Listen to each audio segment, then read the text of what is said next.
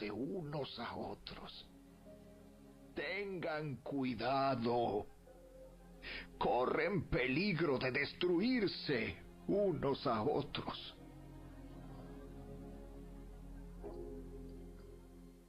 Por eso les digo.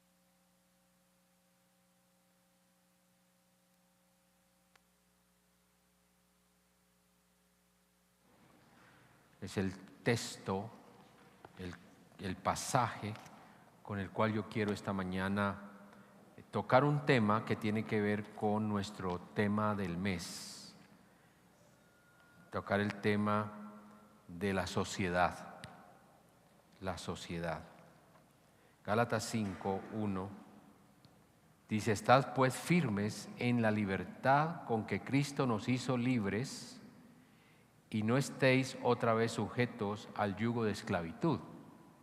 Este pasaje, todo el pasaje de Gálatas 5:1 hasta el versículo 16, hace mucha referencia a ciertas normas que tenía la iglesia en el momento de Pablo para convertirse en un grupo de personas o creyentes esclavizados, especialmente por el tema de la circuncisión. Para los que no son muy conocedores de los temas bíblicos, la circuncisión era la costumbre que tenía el judío para hacerse judío de cortar el prepucio de su órgano sexual en los hombres. Entonces, un niño que era circuncidado se podía hacer judío cuando se circuncidaba. Eso decía la ley. Pero Pablo viene para decir: eso no es lo que lo hace a usted ni judío ni cristiano. Lo que lo hace a usted cristiano no es hacerse una señal física. Lo que lo hace a usted cristiano es circuncidar, en sí cortar, pero cortar el pecado, cortar el prepucio de su corazón, cortar aquello que le hace daño. Por eso, dentro del contexto está el texto que hicimos referencia de: ustedes corrían bien, ¿quién los estorbó? Y ese corría bien y ¿quién los estorbó? Tiene como respuesta: la ley me estorbó, las costumbres sociales me estorbaron, el pecado me estorbó. Entonces, por eso esta mañana yo quiero hablarles de la importancia de celebrar y afirmar la libertad de religión y culto. Nosotros como iglesia debemos celebrar y afirmar la libertad de religión y culto. Esa libertad de religión y culto surgió hace 7 años, en el 2015. Es una ley reciente para la iglesia en Colombia.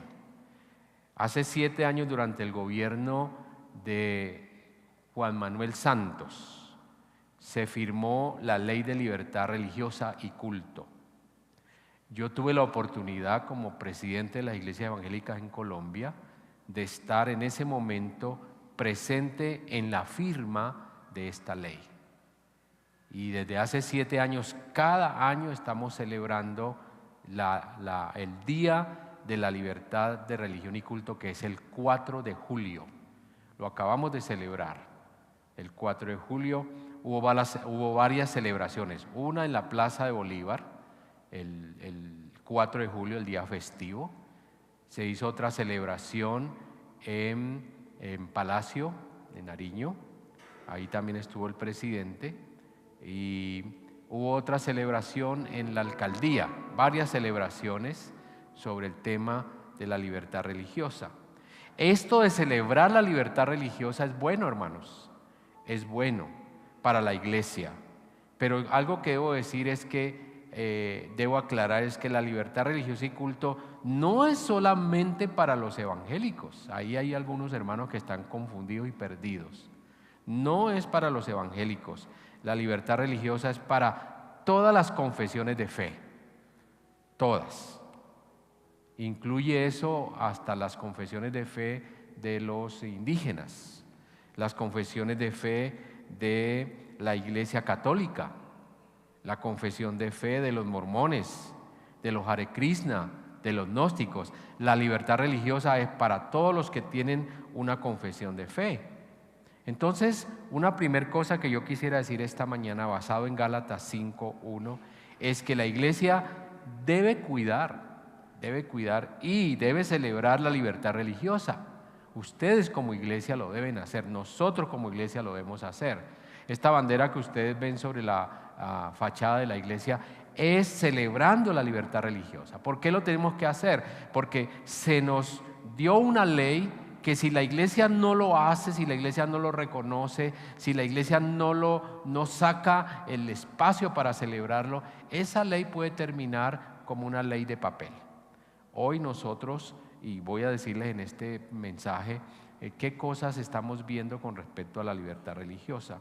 Nosotros somos ciudadanos de un país que respeta la democracia y los derechos humanos.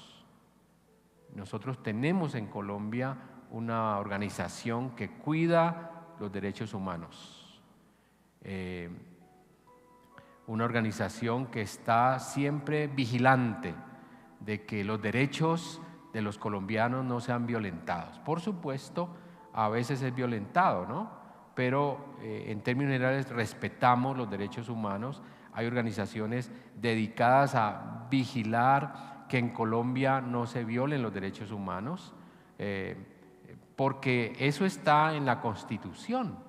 Y uno de los compromisos del gobierno es que no se violen los principios que hay en la Constitución. El artículo 19 de la Constitución colombiana dice lo siguiente: se garantiza, está textualmente como aparece en la Constitución, se garantiza la libertad de culto. Oiga bien, se garantiza la libertad de culto. Toda persona tiene derecho libremente a profesar su religión y a difundir en forma individual o colectiva todas las confesiones religiosas a profesar o difundir de forma individual o colectiva, punto. Todas las confesiones religiosas e iglesias son igualmente libres ante la ley. Este artículo fue declarado, fue afirmado el 13 de junio de 1991, cuando se originó la nueva Constitución colombiana. ¿Qué quiere decir esta ley en términos constitucionales? Tres cosas que se las quiero mencionar. La primera, la ley dice garantizar y cuidar la libertad religiosa. Nosotros tenemos derecho a ser cuidados por el gobierno durante la celebración de los cultos, los domingos.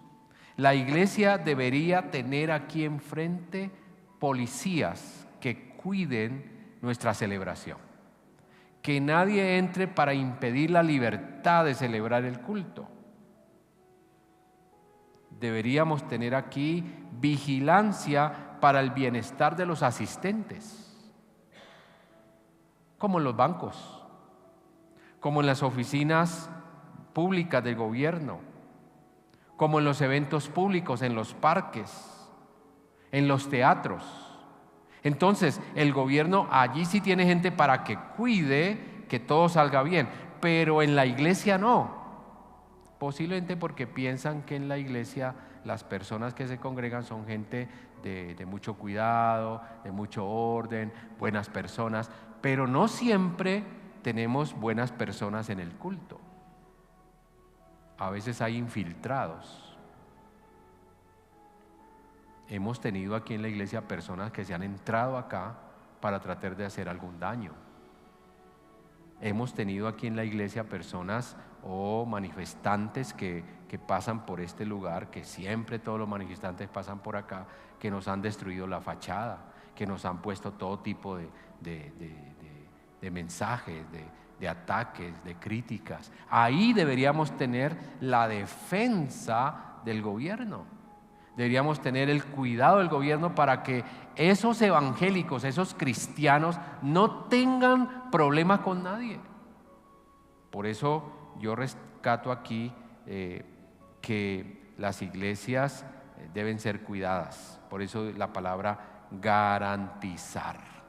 Garantizar. Nosotros tenemos derecho a ser cuidados por el gobierno durante nuestra celebración de cultos. Los domingos la iglesia debemos tener policías vigilando el bienestar de los asistentes, no policías molestándonos porque parqueamos los carros aquí al lado. Ese es otro derecho.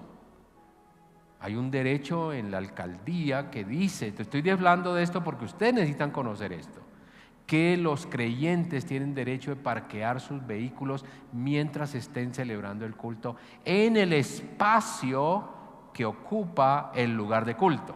Ahí tenemos un problema, y es que si cuadráramos los vehículos aquí al frente del templo, el espacio no nos da.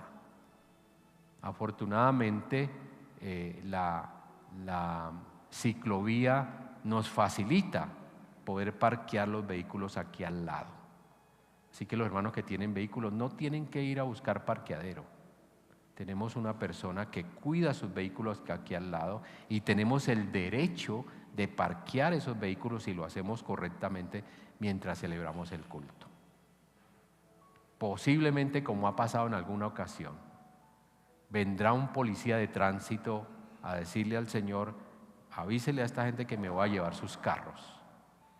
Y posiblemente se los puede llevar, pero nosotros tendríamos derecho a reclamar que no se puede llevar los vehículos porque tenemos una norma que nos permite parquear en vía pública mientras estemos celebrando nuestro culto. Entonces aquí hay un elemento importante: garantizar. Garantizar. Ustedes tienen la libertad de celebrar su fe.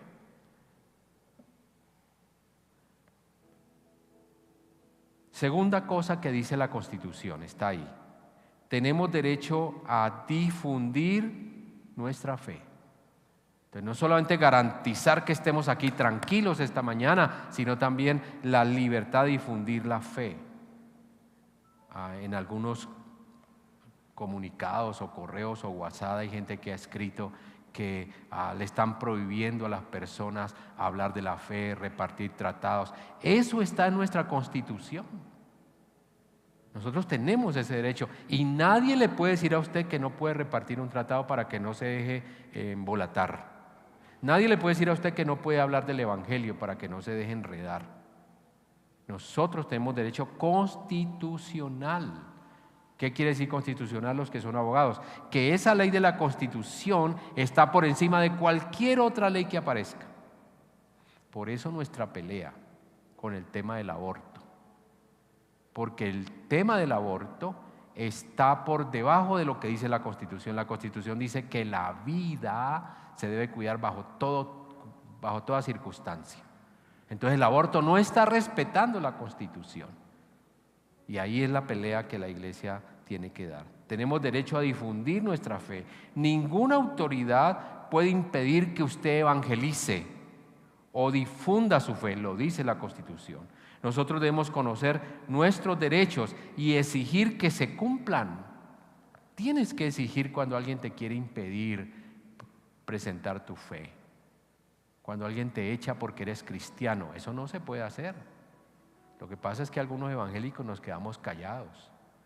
Pero si usted tiene posibilidad de probar que a usted le están sacando de su trabajo porque usted no tiene otra fe que no sea la cristiana, sino que usted es un cristiano, a usted no lo pueden echar, no lo deben echar, y usted tiene derecho a reclamar. Tercero, según la Constitución, le leí el artículo 19 y usted lo tiene en su Google o lo puede ver en cualquier información de la Constitución. Todas las iglesias o confesiones religiosas son iguales ante la ley. Aquí hay un elemento para nosotros importante de cuidar. Nosotros somos iguales ante la ley que la Iglesia Católica. Somos iguales ante la ley que los gnósticos. Somos iguales ante la ley que los adventistas. No confunda adventistas con bautistas. ¿Okay? Los adventistas es una corriente, yo tengo amigos ahí, pero que no los consideramos de doctrina sana. Pero en la ley somos igual, porque la ley no hace diferencia de doctrina. La ley lo que dice es una confesión de fe, hay que respetarla. Pero los evangélicos, como somos un poquito críticos, entonces este grupo no es como los nuestros, entonces no vale. Sí vale ante la ley, sí vale ante la ley. Este es uno de los puntos que se discuten hoy en Colombia, porque si existe la libertad religiosa, claro que sí, podemos abrir las puertas, podemos celebrar, sí existe la libertad religiosa, con limitaciones, pero no tenemos algo que es muy importante, la igualdad religiosa. Tenemos la libertad, pero no la igualdad.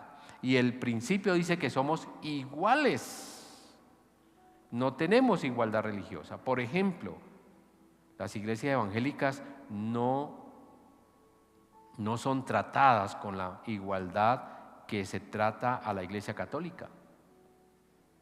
Y aquí tengo que hacerle una aclaración. Si bien es cierto que la Constitución dice que somos iguales, la iglesia católica tiene un acuerdo con el gobierno colombiano que se llama el concordato. Y eso ya nos hace en desventaja. El concordato es un acuerdo especial del gobierno colombiano con la Iglesia Católica.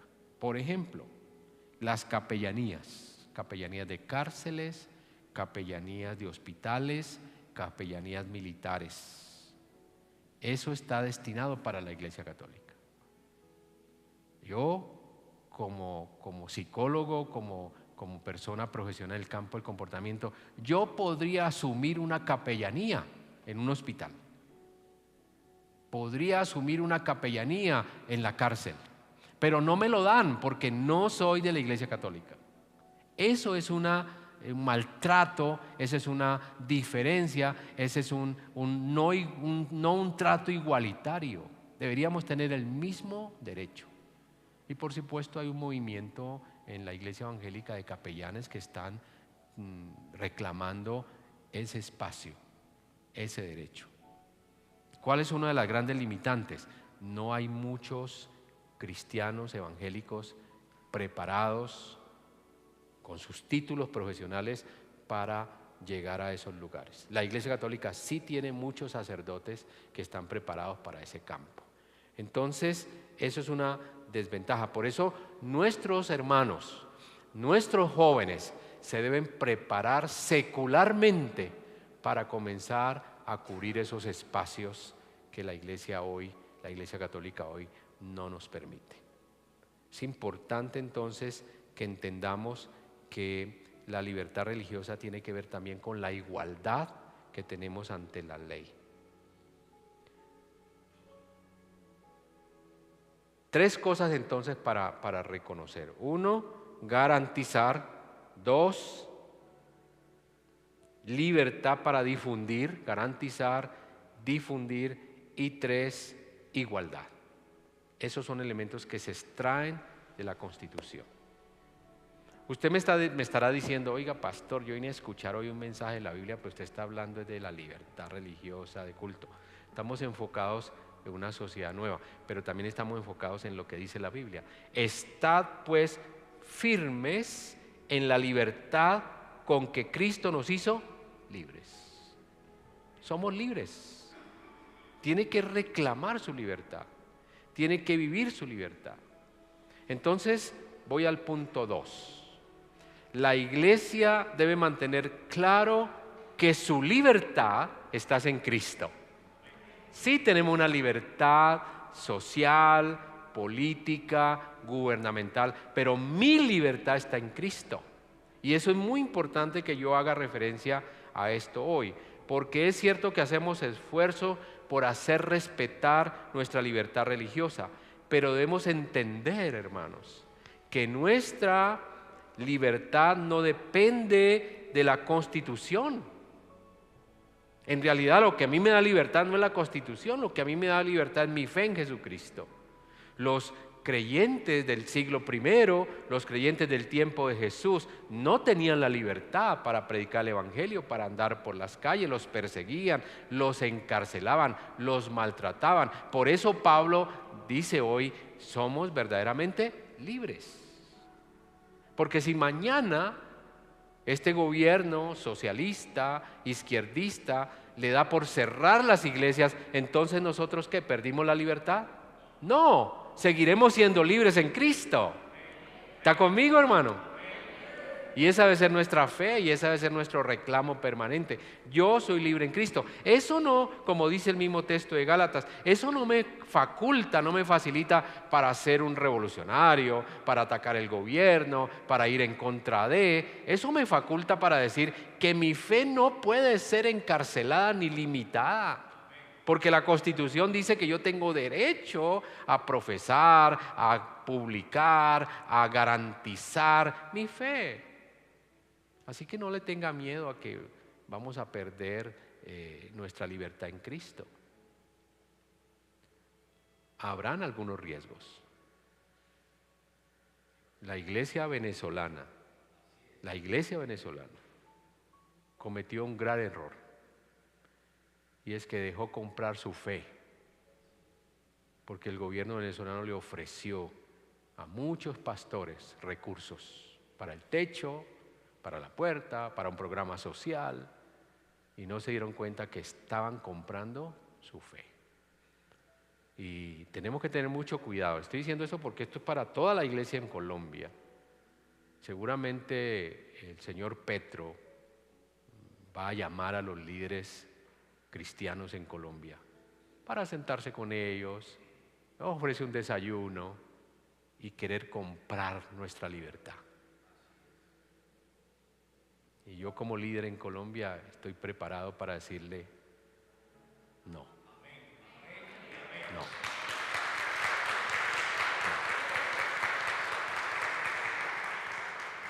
Porque mi libertad cristiana no depende de un gobierno. Mi libertad cristiana depende de Cristo. Eso es lo que dice aquí el texto. Por eso veo la relación cuando dice: estad pues firmes en la libertad con que Cristo nos hizo libres. Nadie nos puede impedir publicar, orar, expresar nuestra fe cristiana. Y yo quiero decirlo hoy con humildad. No es que me voy a poner en contra, voy a perseguir, voy a gritar. No necesito eso. Simplemente necesito estar firme en mi fe. Estar firme en mi fe.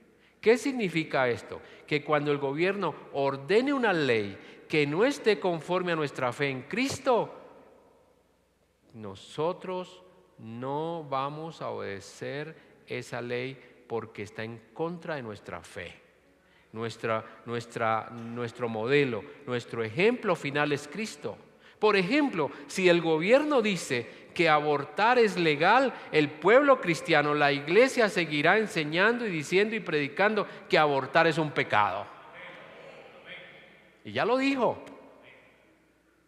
Y yo puedo decir esto aquí y aparece en YouTube ahora este mensaje, todos los domingos aparece, y alguien puede decir: vamos a demandar a ese pastor porque está en contra de la norma, de la ley del gobierno. Y no lo pueden hacer porque yo soy libre para expresar mi fe en Jesucristo. Claro, puede decir, posiblemente me puedan llevar, me meten 3, 4 días, me asustan,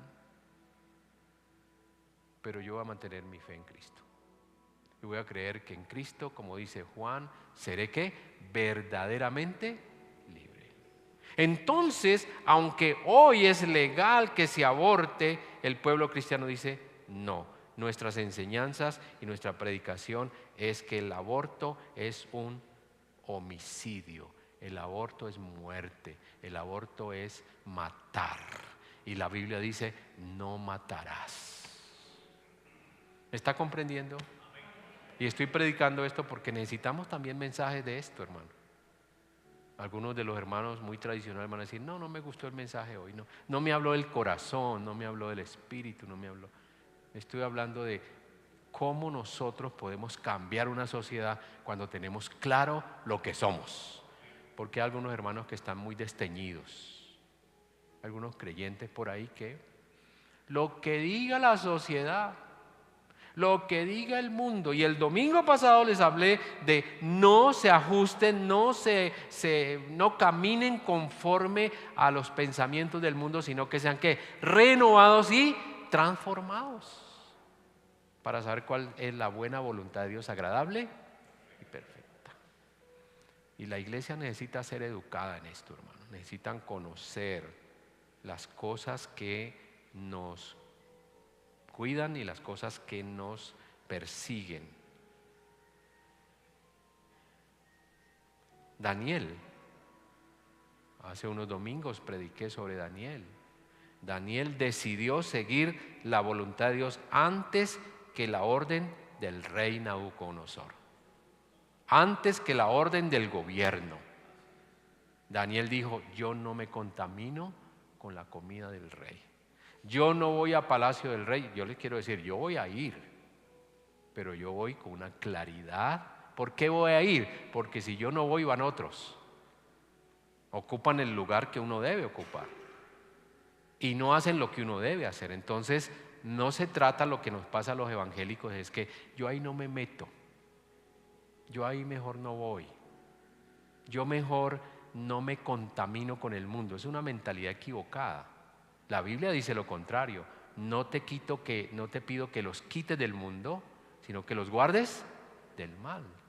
Entonces yo sí debo estar en los espacios donde el mundo necesita una voz diferente. Y aclaro, porque tengo hermanos aquí muy queridos que me han advertido: no estoy hablando, porque no es mi llamado, de meterme en política. Dios ha llamado gente para eso y hay que apoyarlos, pero yo no he sido llamado a eso. Yo he sido llamado a ser pastor, a ser cristiano, a hablar lo que la Escritura dice que debo hablar. Si el gobierno dice que los homosexuales tienen derecho a casarse en la iglesia, aquí me va a llegar una pareja homosexual a decirme: pastor, el gobierno dice que yo tengo derecho a que la iglesia me case. Yo le voy a decir que no. Y quiero decir a los hermanos aquí que tienen esta inclinación sexual, aquí hay varios, son bienvenidos, pero yo les voy a decir: yo a ustedes no los voy a casar. ¿Y entonces qué va a hacer? Bien, entonces vamos a acudir a algo que se llama objeción de conciencia. Es decir, mi conciencia, mi fe no me permite casar una pareja homosexual. Ah, pero usted está obligado. No, yo puedo ir a la objeción de conciencia, que es aquella norma jurídica donde los pastores o los profesionales o los médicos, por motivos de conciencia, se abstienen, se niegan a cumplir esa ley, y eso está en la Constitución. ¿Me están comprendiendo? Tuvimos un juez en Barranquilla, se llama el doctor Eli Flores, que el juez, eso era una actividad civil, el juez decidió no casar a una pareja homosexuales. Es un creyente de una iglesia bautista, yo lo conozco, he hablado con él, y lo estaban enredando legalmente para castigarlo porque no casó a una pareja de origen homosexual. Y el juez acudió a eso, acudió a la objeción de conciencia. Gálatas 5:1 dice: mantenerse firme, no se sujeten a esclavitud. Si la iglesia no cuida la libertad religiosa y de culto, terminará esclavizado por el gobierno, terminará callada, terminará aguantándose muchas cosas. Ojalá que en este gobierno, que nos va a tocar ser mucho más cuidadosos, no nos quedemos callados, no nos dejemos comprar, no nos dejemos esclavizar. Lo que Pablo está diciendo aquí en Gálatas 5:1 es: ustedes se están dejando esclavizar por la circuncisión, y no es la ley la que salva, es nuestra fe en Jesucristo. La ley lo que hace, Gálatas dice eso también, la ley lo que hace es demostrar lo malo, demostrar el pecado. La ley revela el pecado, pero la ley no absuelve. Lo que salva es Cristo. Y muchos de nosotros pensamos que cuando la ley nos absuelve estamos bien. Entonces, si el gobierno dice que se aborta, no hay problema, entonces yo estoy bien. Que nos casamos entre homosexuales, está bien, no hay problema. Si el gobierno dice que tenemos que convertir las mascotas en casi que seres humanos, entonces está bien. No, porque quien guía y la constitución nuestra no es la constitución colombiana, es la constitución bíblica. ¿Está conmigo, hermano? Si esto que estoy diciendo a alguno de ustedes no le gusta, espérenme afuera. Y ahí lo arreglamos, nos tomamos un café aquí en Pampayá, yo le explico por qué dije eso, cuál es el propósito, de dónde nace eso. No nos dejemos esclavizar. Una de las grandes peleas que tuvimos que enfrentar como iglesia fue cuando el gobierno colombiano cerró las iglesias. Casi 2 años, con algún intervalo. Cerró las iglesias y aquí tuvimos que apegarnos a la ley de la libertad que tenemos de religión y culto. El gobierno no solo quería cerrar las iglesias, sino que hizo toda una normatividad para intervenir nuestra forma de culto. Y aparecieron normas como esto: prohibido recoger ofrendas y entregar sobres, porque cuando usted recogía la ofrenda o entregaba el sobre se contagiaba. Recuerda que no podíamos usar papeles ni nada de eso. Prohibido arrodillarse.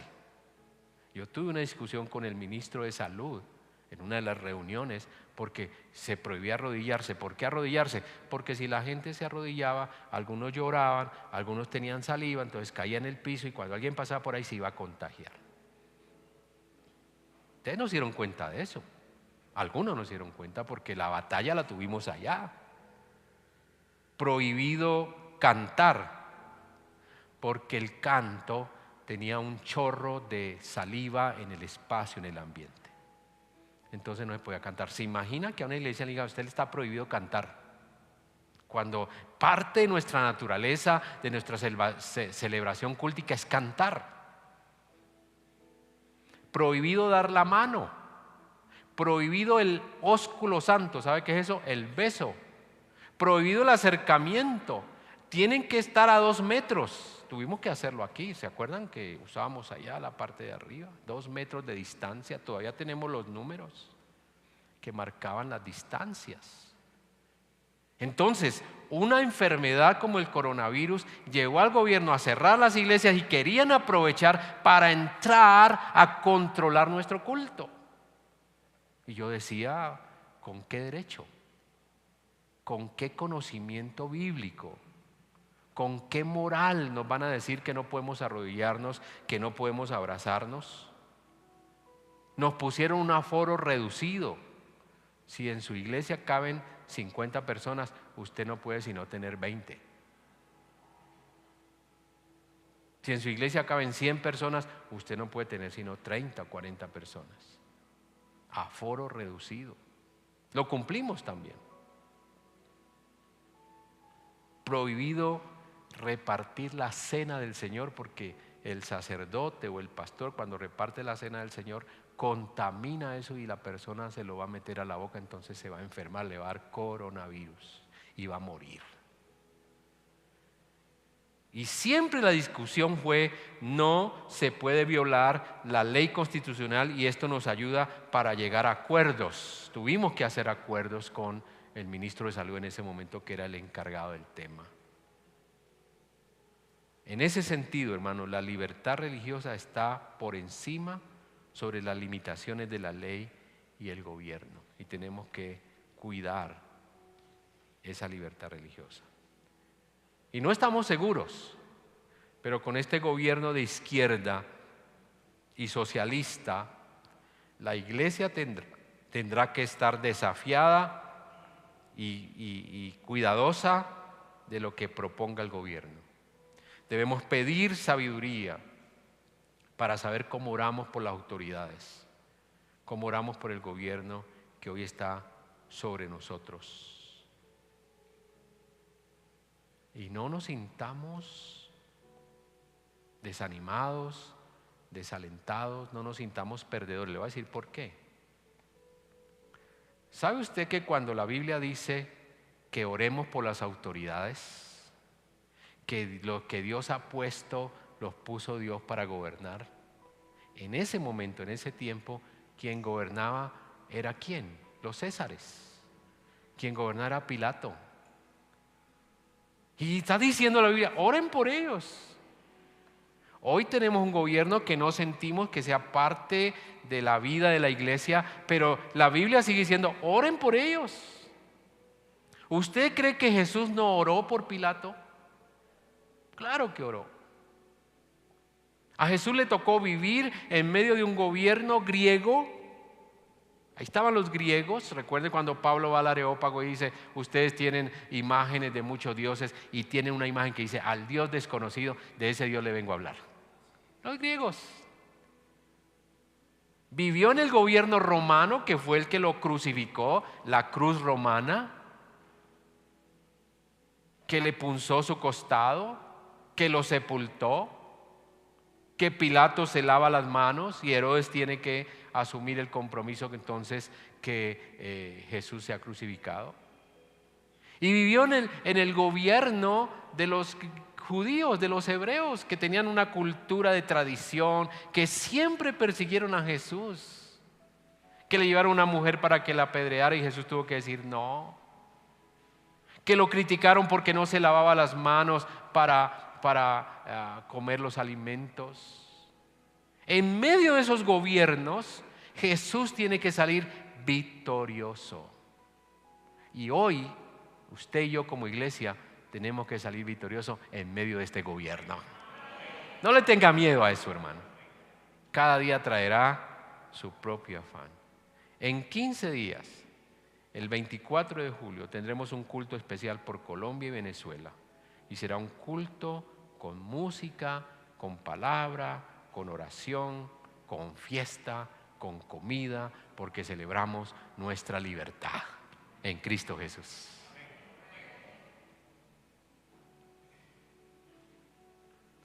Y último, para finalizar, la libertad religiosa exige responsabilidad. Ay, tenemos libertad religiosa, vamos a celebrarnos, nos vamos a la plaza, nos ponemos camisetas, disfrutamos y se nos olvida la responsabilidad.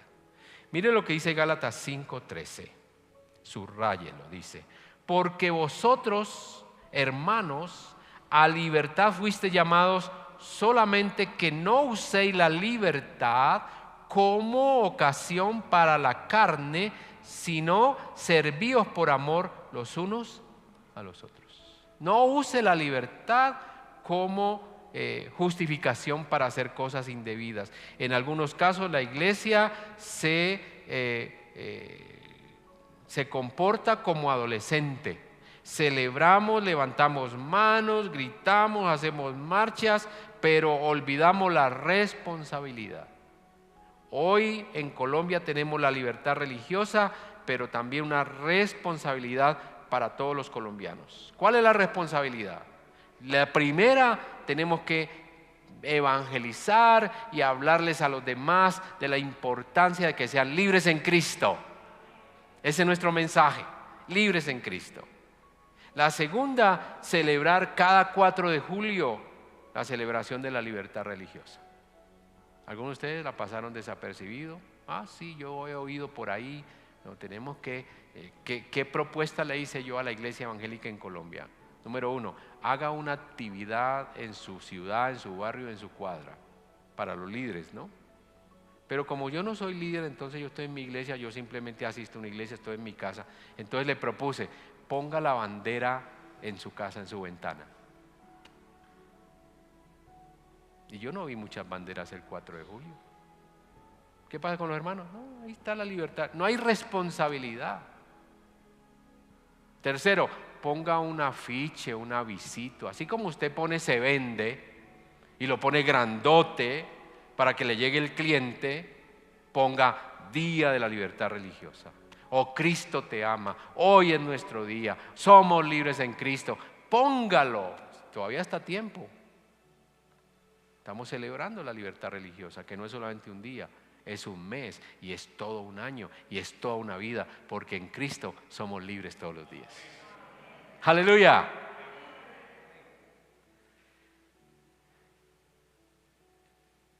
también debemos seguir como iglesia presentando un buen testimonio como ciudadanos. Lo he insistido acá, debemos ser los mejores trabajadores, los mejores empleados, los mejores estudiantes, las mejores amas de casa, las mejores familias de su conjunto. Tiene que ser usted.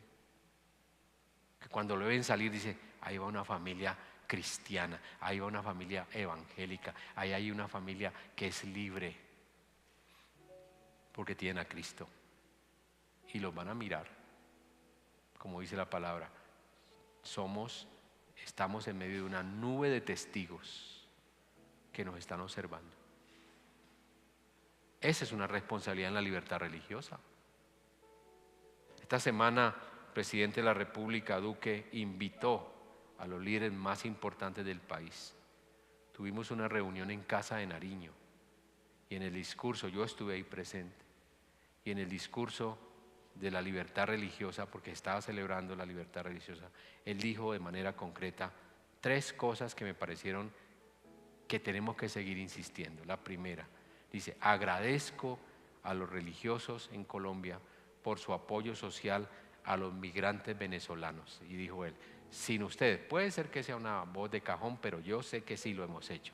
Sin ustedes sería imposible, sin ustedes los religiosos, las iglesias, sería imposible haber logrado apoyar o sacar adelante este proyecto de los migrantes venezolanos. Y aquí lo vemos en la iglesia. Amén.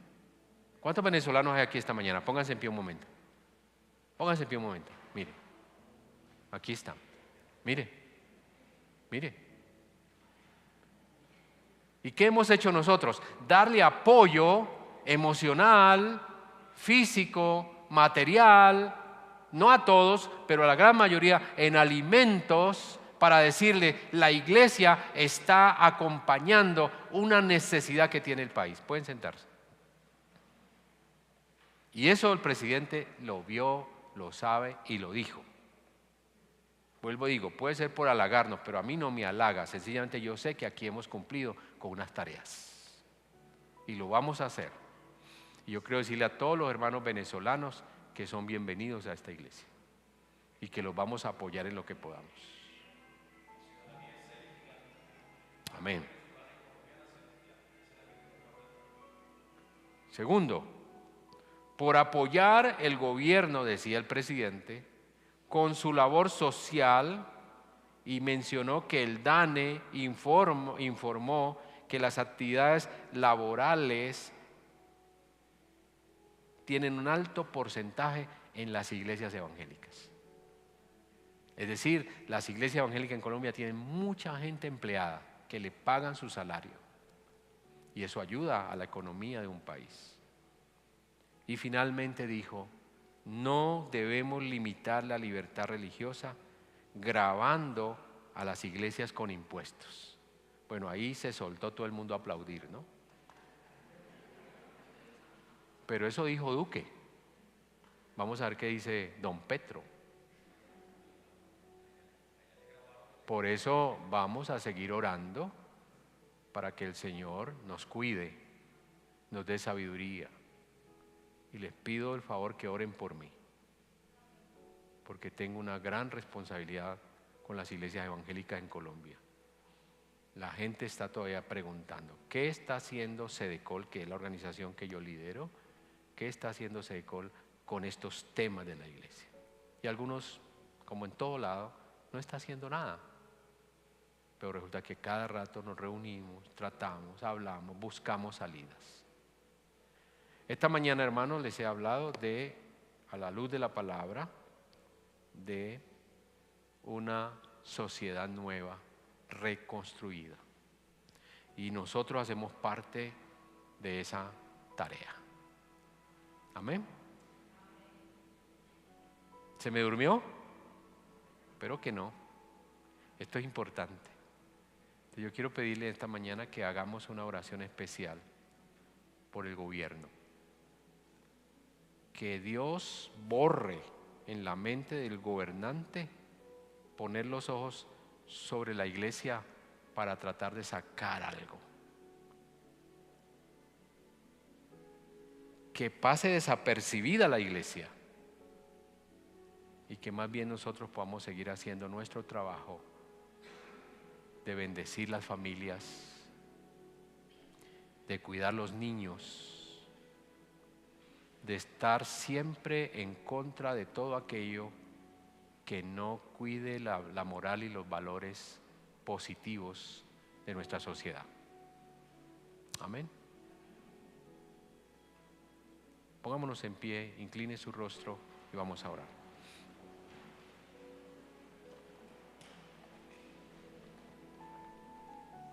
Padre, esta mañana te damos gracias.